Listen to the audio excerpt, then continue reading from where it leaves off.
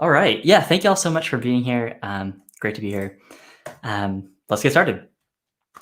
When I started studying computer science in college, I realized that the software industry is kind of like this pizza. Stay with me. I know that's a weird statement. Um, when I was in college, I'm basically looking at this pizza. I can see this little triangle, and I see that there's some pepperonis on it. And these pepperonis are kind of like the things that I knew about at the time. So I'm thinking, when I go into the software industry, I'm going to be all about working on figuring out how to balance AVL trees and do quadratic versus linear programming and hash tables and all this stuff that I was learning in my classes. Um, and all of that stuff was super interesting, I think really valuable. But what I realized was, once I got into the industry, the world is actually a little bit more like this. The software industry is this pizza that we really have a lot of other things in it that are not just crazy algorithmic, really interesting algorithmic problems. But there's a lot of other stuff in there too. And so this part of the pizza that has just cheese on it is still really great, still really important. But it's things like knowing how to set up Jenkins builds, knowing how to configure IAM properly, figuring out your build tools, like understanding how Maven works. All those kinds of things are all super important. And without them, you would not have the pizza, basically.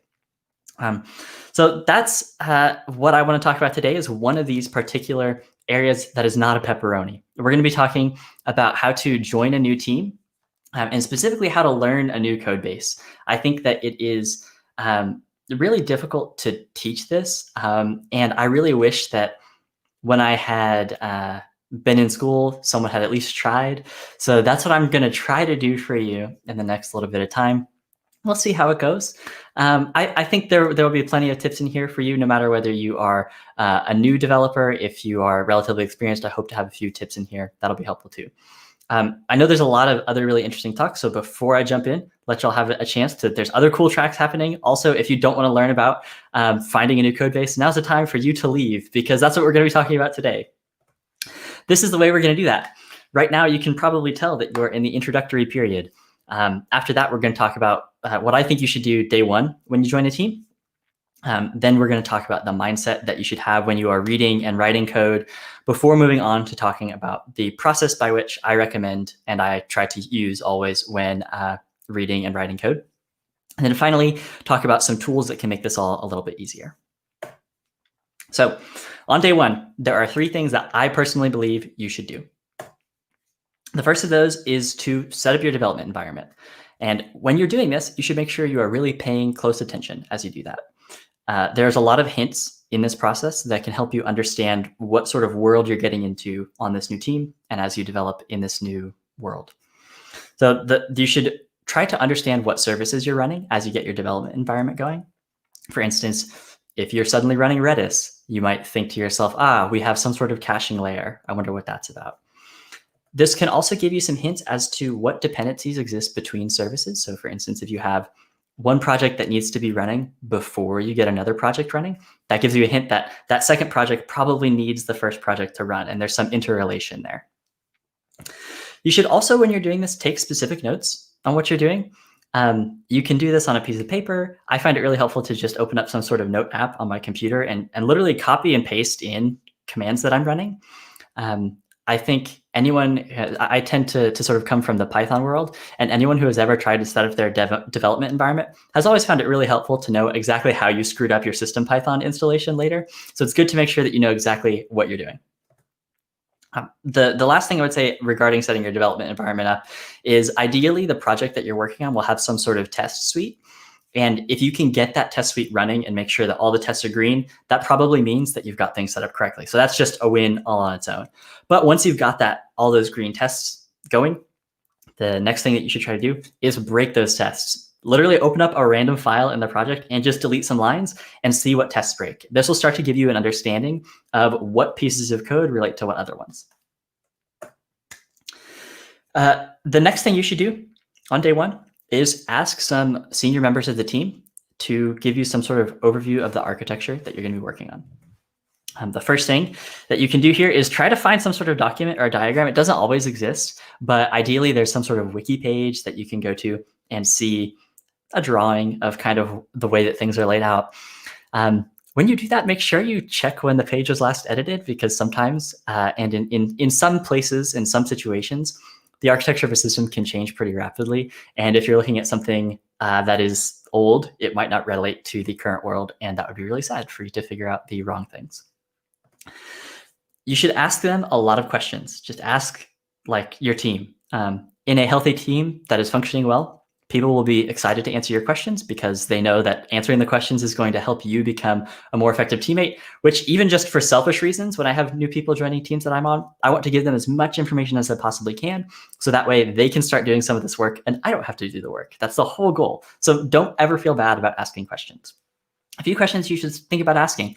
What repositories do we own? What things are we working in frequently? Are there any repositories we share with other teams? How is this all structured? Another great question to ask is, how does a feature get from running on my laptop to actually being visible in production?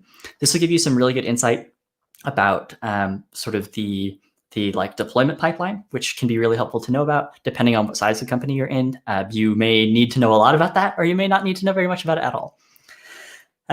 You also will want to ask, what kind of vendors, what APIs are we relying on, so that you can get a sense for what those things are.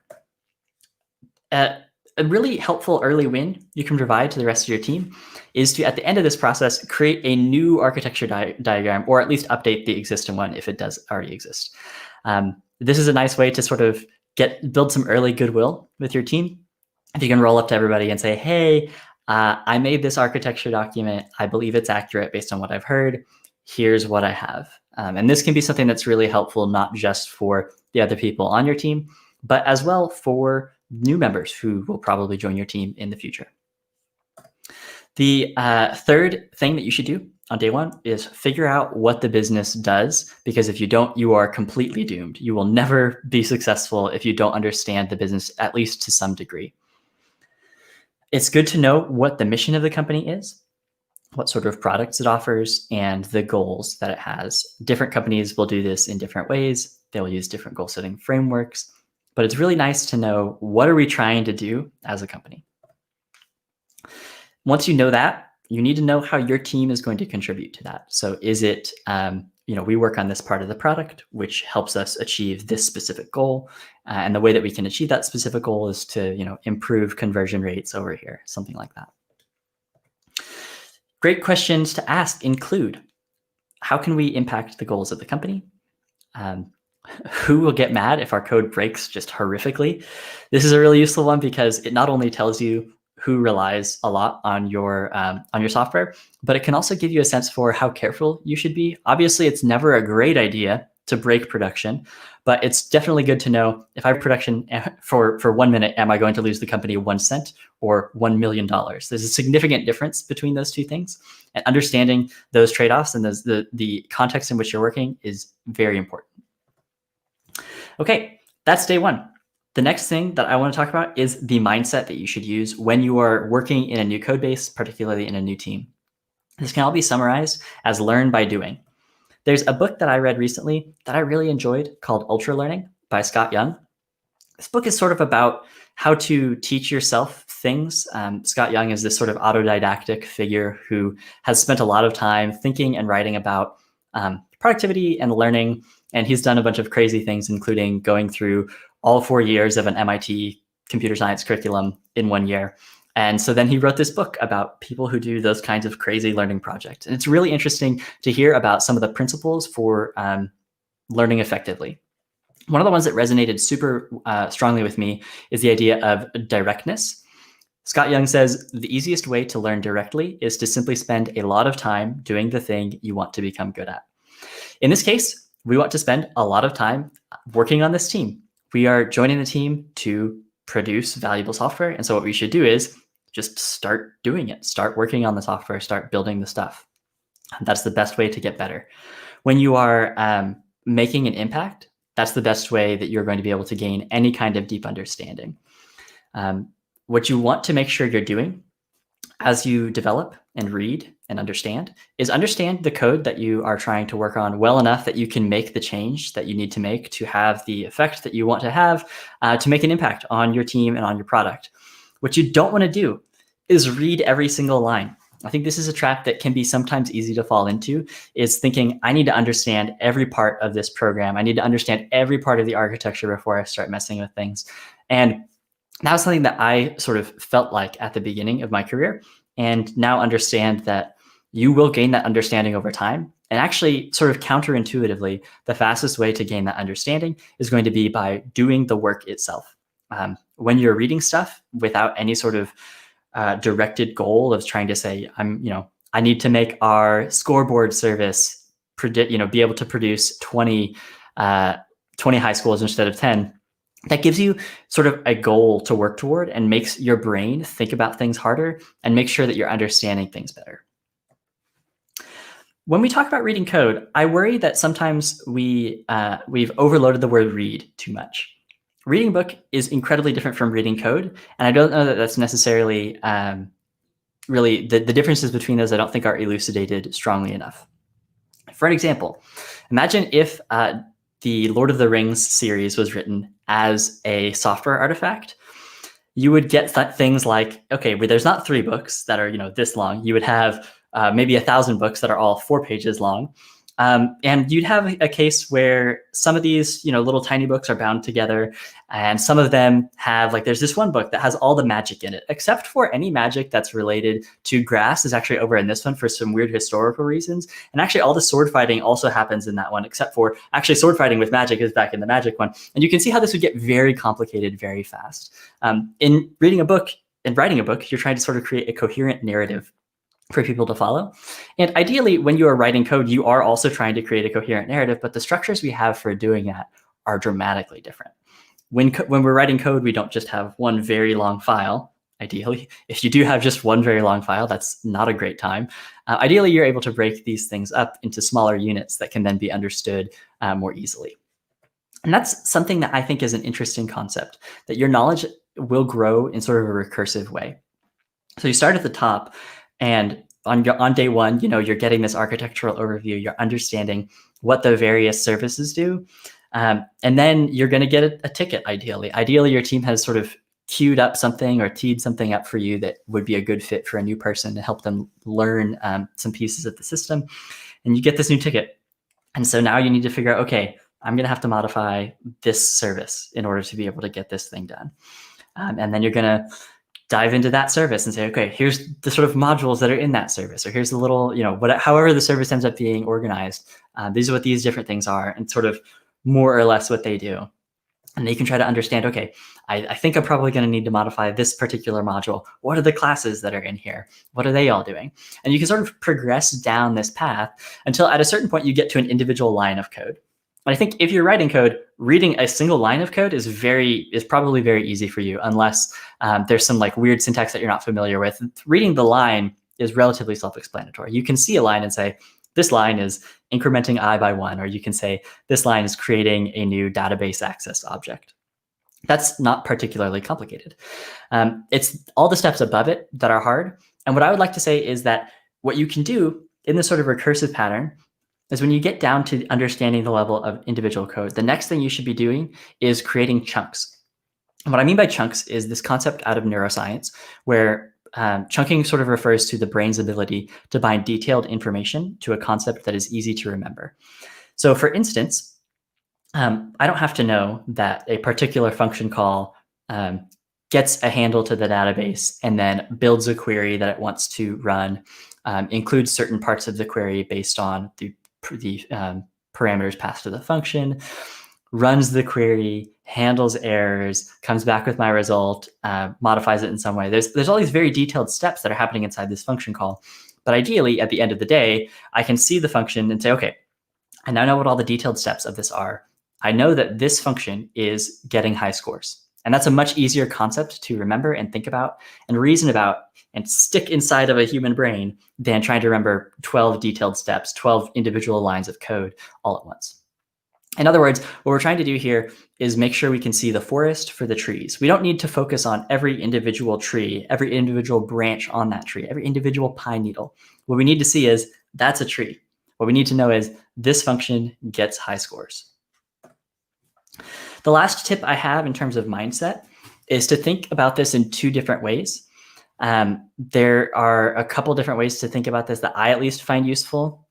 The first one is to think about it sort of in terms of code paths. And so you might think, okay, the first step is that somebody makes an HTTP request to /puppy. And then that calls my getPuppy method that I have, my routing set up to go to. And then getPuppy uses my puppy manager object to get a random puppy. And then inside getRandomPuppy, we're actually running this query through our database accessor. This is one way that I find really helpful to think about these things. And it is also really helpful, again, to draw these little diagrams as you're going along. It can be really useful. The other way to think about this is the sort of the way that data flows through the system. And different systems will make more or less sense to think about in one of these ways or the other. And so when you're in a situation where you're not sure, try to do both and see which one helps you the best is what I would recommend. When I talk about data flows, I mean, maybe we think about the scores living in some database, and then that flows into a score data access object that happens to know information about scores. What's interesting to think about is what objects know what things at what point in the program, and how does that data flow through the system? So maybe scores are known about by the score data access object, and then the score controller might use score data access objects, and then finally that information might end up getting passed through to some sort of front-end client, a scoreboard.js, for example. This is a bit of a contrived example, but hopefully the idea is clear. So that's more or less the mindset. Actually, before I talk about process, there's one more thing on mindset that I forgot to make a slide for. Sorry, just have to listen to my dulcet tones. One last mindset thing is you might not be wrong. I think sometimes when we join teams, or at least I know that I have struggled sometimes when I join a team to assume that the team I'm joining has gotten everything perfectly right and they've thought through everything super well. And any suggestions that I might have are foolish in some way. And I think that is a bad instinct to have for a number of reasons. Firstly, because no one is perfect. And so the team might actually have just made a bad mistake. And you being able to bring up, hey, is there a reason we're doing this in this way? I've been used to seeing it this other way, can be really helpful. And it can help spur really good discussion, and can also help lead to new insights. For instance, if you have like some particular way you really think is the best way to implement a singleton, and you bring that up with your team, and they're like, oh, actually, we've been doing singletons this other way, then at least one of you gets to learn something by the end of it. Either you learn that your way is not optimal, or they learn that your way is optimal. But either way, there's learning happening, and that's a good benefit. So don't think that you're always wrong about things. Definitely bring up your concerns and your thoughts and try to learn stuff. It's very helpful. Okay, let's talk about process. The short version of this is that I think the scientific method is one of the most impressive sort of achievements of the human species, is being able to understand how to gain knowledge about the world in a scientific way. I think is incredible that we have figured out how to do that. And so I think we would be remiss not to use that same process when we are reading and writing code. So when we get a ticket in, this is roughly the process that I think we should follow. The first step is going to be to find out what code is relevant. So if I'm trying to work on something about a scoreboard service, I probably don't need to worry about user authentication. That just isn't particularly relevant. So what we need to do is identify what that relevant code is. The next thing we need to do is form a hypothesis about what we need to change. In order to do this, we're going to have to understand the code that we're looking at and working on well enough to actually form this hypothesis. The next step is going to be to test your hypothesis. So make your change and see if it was correct. At this point, if there's any people who are really into test-driven design in the YouTube comments, I'm sure you're blasting off about how like test-driven design is the coolest thing ever and it's really useful. I completely get it. There's a school of thought that says even before you make your change, you should write a little test that makes sure what you think is going to happen is going to happen. And I completely agree that that is a really useful tool to be able to quickly understand whether your hypothesis was correct. And even before you make your change, it's nice to have that specifically written out. Still, at times, it can be difficult to do this. And so it's also completely acceptable, in my opinion, to just make your change and then manually verify whether it worked. Now, just because you verify that it works doesn't mean that you're done. The last step is to improve the quality of whatever it is that you've just written. So if you didn't write a test at first, writing a test now is super important. If you avoid writing tests for your code, the code that you write immediately becomes legacy code and very difficult to maintain. What's going to happen if you don't write these tests is later something's going to change, and you're not going to know that things are broken when you should have already known that from automated testing, or you're going to need to refactor, and it's going to be a huge pain. Write tests, please. And then other things like improving the legibility and maintainability of your code, I think, are really important to do at this stage. Make sure that because code is read far more often than it is written, make sure that you're optimizing for the reading case. I know that it's sometimes convenient to write code and leave variable names as I, or like have really short abbreviations for function names. I know that's very nice for the writing case, and that's sort of optimizing for the writing case, but code is generally written once, and then it's going to be read multiple times, potentially tens, hundreds, thousands of times by many individuals potentially. So you want to make sure you're optimizing for the reading case and making sure that it's very easy to read and understand the code that you're writing. And that's what you should be doing in this last step. Okay, let's talk about tooling. There's a few different sets of tools that I think are useful, but as far as why I think these tools are useful, let me say that writing code is one of the I would say sort of developing software is generally the most difficult part of the job of a software engineer. At least in my experience, it's one of the most mentally taxing parts. And what that means is any win we can get in terms of decreasing the mental load we have to be under when we are doing this is a huge win, because it not only means that we, the job is just easier, which is a nice thing. But if you think about our level of skill and our level of ability to execute on something, if we're maxed out at some sort of level of skill, of course we can grow out what our sort of max skill is by practice over time. But at a certain point, if we are maxed out against we are only capable of doing so much, then one easy way, or one way that you can sort of be able to achieve more, is by using tools that help you offload some of that cognition elsewhere. And so that's the way that I try to think about tools, is they are basically, it's kind of like the old Steve Jobs quote, it's a bicycle of the mind. It's going to help your mind go faster and be more efficient. And these tools are really great. They're not a replacement for thinking, but they can make the process far easier. You certainly could get by with just using like grep and a text editor, and you could probably figure out everything. But it's going to be a lot harder and a lot less efficient than using some of these tools.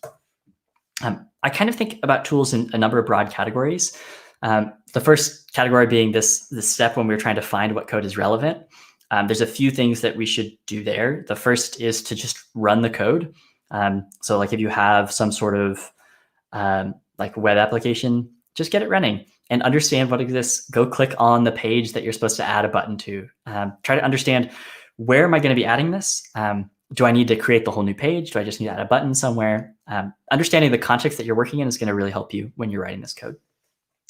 Another tip that I would say didn't occur to me until far later than I care to admit is that using the debugger is not just helpful for when you've found a bug and you're trying to understand what's going on. It's also super helpful to do for completely working code, because you can run your program with the debugger enabled and just start clicking through and seeing what lines of code get executed to do various things in the system, which is invaluable. Like you cannot gain that understanding in hardly any other way, in hardly any other more efficient way than just using the debugger and seeing what lines of code get run. Other than just running the code, I think searching in the project can also be a really helpful way to find relevant code. There's a number of tools that I mean when I say searching the project, and this is going to vary from company to company significantly. Some common tools that people use for this kind of stuff are Jira, Asana, Pivotal Tracker, GitHub and GitLab both have issues features. There's a lot of other tools that people use to track all this stuff. And it would be foolish not to at least try to find information in these things. Generally, a lot of times we are standing on the shoulders of giants in this field, and we are able to leverage some sort of amount of past work in our current work. And what's useful to be able to do is understand what has already been done before you're in this situation, so that way you know what you can reuse. This will help you, again, get further along than you would be able to if you were just starting from scratch.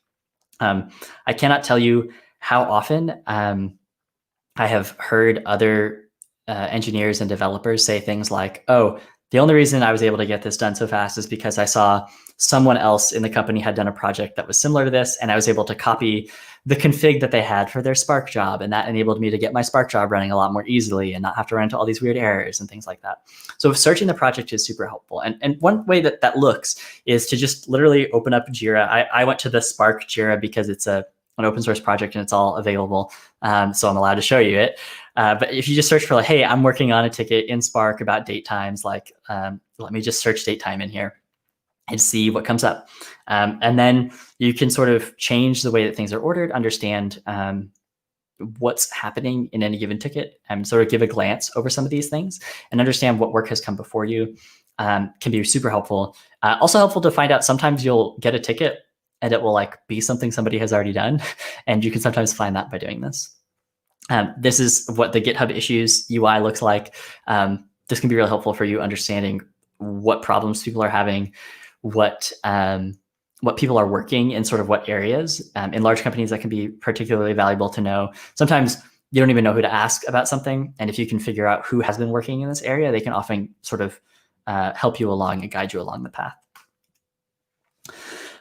The other broad category of tools that I would describe when we're talking about finding relevant code are code search tools. So I use one called the Silver Searcher maybe every day. It's super useful. There's another tool that's very similar to it called ripgraph that I haven't used but have heard is really good. And just to give you an idea of what that looks like, if I'm working on a ticket that's about phonemes, for instance, I might go into my project and just type ag phoneme in the console and see everywhere in the code that the word phoneme is used. And now I might know, oh, hey, look, we have something in source/app.py, and I can go in here and understand this is where we're talking about phonemes. It's a really good way to just figure out like, where is this thing even being used or talked about in the code base, and can help you find those relevant services, modules, classes, etc. So these are really great tools if you are working on code that you have checked out locally, because they work on the code that's running or the code that's present on your hard drive. But they're not as great when you have a large number of projects that might be spread throughout the company. You don't necessarily have all of it checked out onto your laptop, and you might need to know, hey, like, I'm going to modify this thing in our service, but I want to make sure it doesn't break everybody else's. This is where these other tools can come in handy. Things like Opengrock or SourceGraph are really helpful because they can let you search the entire code base of a certain organization, namely your organization. GitHub and GitLab both also have a feature where you can search code within your specific organization. You can also search issues within your specific organization, that kind of thing.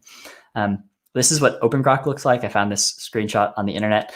What you can see is happening here is that this person has searched for util with anything before it and anything after it as a definition. And so this will look specifically for places where a class that has util in the name of it is defined. And so this person can now see, hey, file util defines a file util, form util defines form util, etc. This is a really useful way to understand what code is relevant again. When we talk about understanding code, that's sort of the next step in the process. I would highly recommend using an IDE. Again, you can totally get away with just using a text editor and grep. Even if you want to use sort of superpower yourself with those search tools, that's also really helpful because you can do things like, hey, suddenly I'm using, this code is calling file util dot something. What does that method do? And you can search, pull up Silver Searcher and search for file util dot whatever and find it. And that's really helpful. I think that's awesome. No qualms with that. But in my experience, using an IDE has been super helpful. I'm a big fan of JetBrains. I'm completely unaffiliated with them. But for instance, one thing that they have that's really nice is the ability to command click on things. This is a little recording I took just so I could show you what that looks like.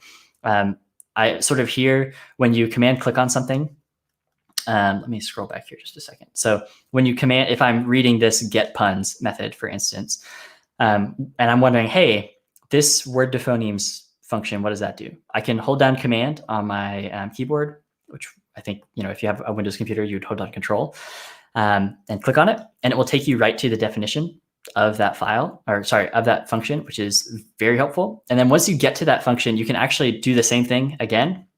Hold on command, click on the name, and it will show you usages of that. And so you can see, okay, word to phonemes is used here, but it's also used in this other place.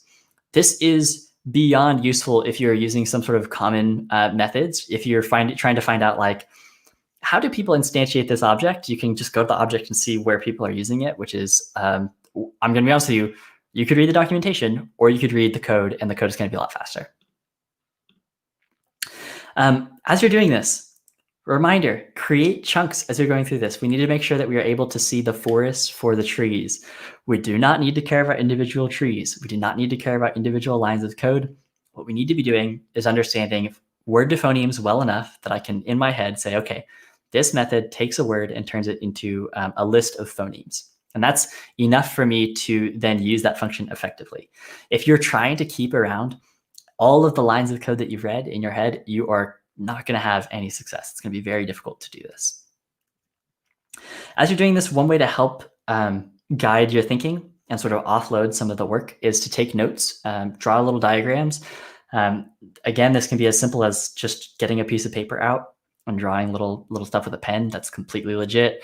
You don't have to, break out Lucid Chart and start doing UML diagrams or anything like that. You can just use a pencil and paper. It's completely fine. I am consistently shocked at the amount of productive work that you can do when you get enough people around a whiteboard in a shared space. And that is one of the great tragedies of the pandemic, is that the lack of ability to talk through problems on a whiteboard. But whiteboards can be super helpful for this kind of thing as well. I personally really enjoy using a digital note-taking app for this. Even if I've drawn a little diagram, sometimes I'll take a picture of it and save it into my notes app, so that way I can have it later if I'm working on the same thing.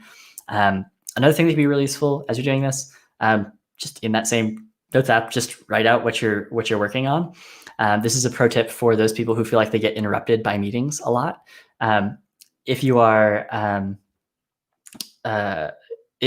are like getting interrupted, having those notes is really helpful, because you can go back and look and say, this is what I was working on at that time.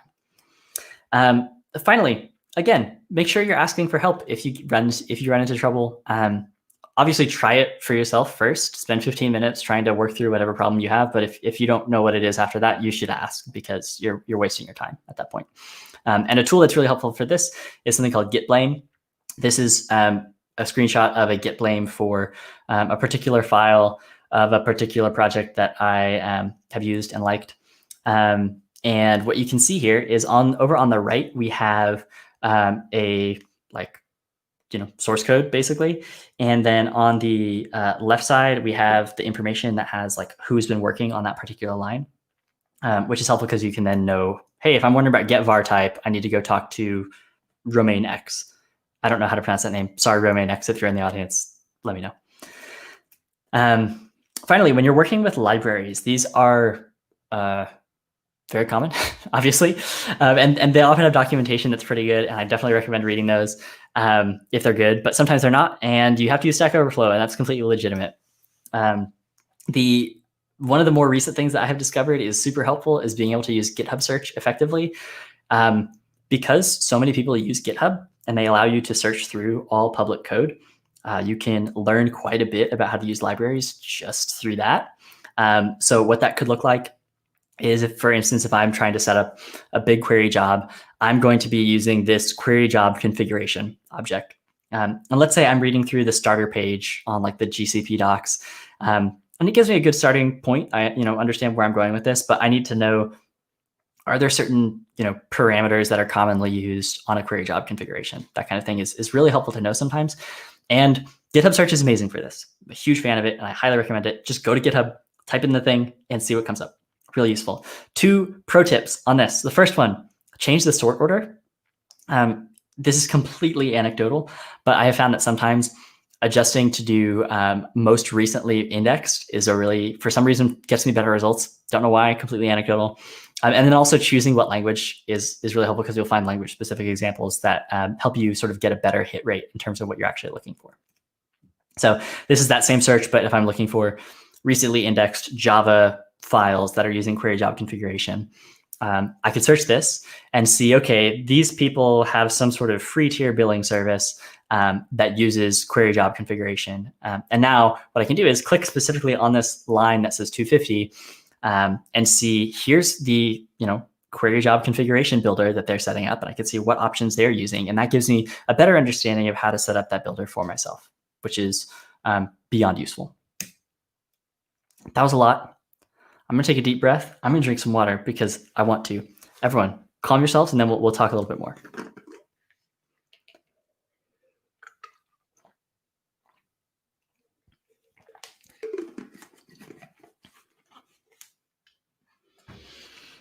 Okay, there's a few takeaways. If you take away anything from this, here's the short and sweet. Make sure that when you're on a new team, you are working on software, make sure you are focusing on delivering valuable software. Reading without a goal is not going to help you understand the software any faster, and the best way to learn is by doing. A really helpful thing to do is to focus early on providing value to your team. That could be creating an updated architecture diagram. That could be just, getting something working soon. That's a really nice thing to be able to do for your team. This is nice not only because that's what your job is and that's what you're paid to do, but also you're able to build goodwill when you are showing your team, hey, I want to be a valuable member of this team. I want to support everybody. I'm here for you, kind of thing. And people will be much more likely to reciprocate that feeling if you are leading on that. And that's a good way to do it. Finally, make sure you are decreasing cognitive load as much as you possibly can. There's a lot of really good tools to do this. Anything from a paper and pencil all the way through to some really somewhat high-tech searching software can all be really helpful because this job is hard, no matter what you say, no matter what people say. It's a hard job, and it's a lot of thinking. And so decreasing your cognitive load is a huge win in that case. Thank you so much for talking. I really appreciate it. These slides are available at is.gd/SDF20. That's SDF for Southern DevFest. My name is Samuel Taylor. I've loved getting to chat with you. Feel free to talk to me on Twitter if you have questions. I hope this is relevant broadly, but if you have any specific questions about data stuff, that's what I do. I'm a machine learning engineer, and so if you want to talk about machine learning or AI or whatever, hit me up on Twitter, send me an email. I would love to hear from you. One request, if I can make any request from you. This is the first time I've ever given this talk, and I want to make sure that it's as helpful as it possibly can be. If you would be willing to send me an email that just says one thing you liked and one thing you didn't like about this talk, I would be immensely grateful for that. Thank you.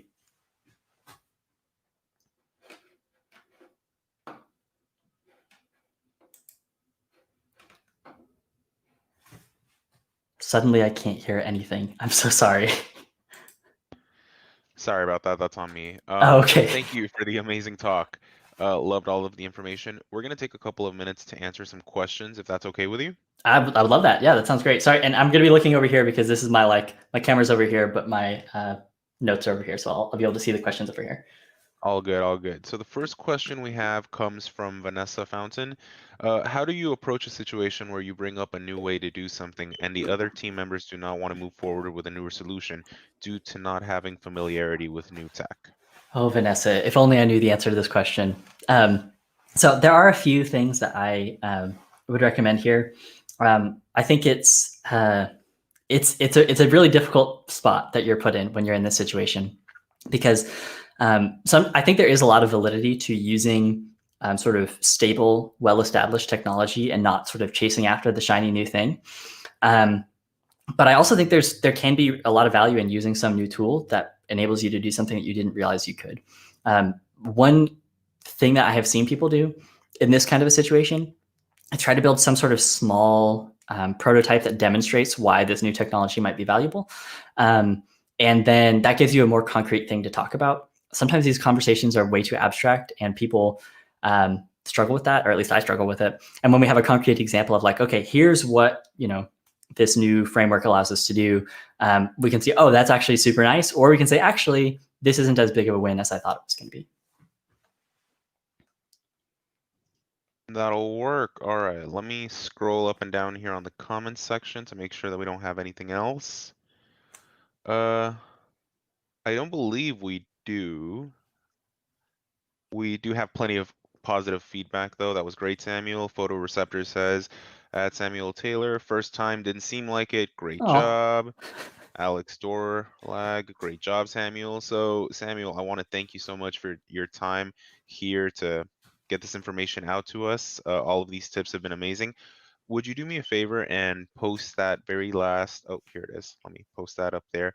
I'll throw this up there. So everyone in the chat, can we just make sure that we do Samuel here a favor and send him the email to, is your email sdf@samueltaylor.org? Yes, sir.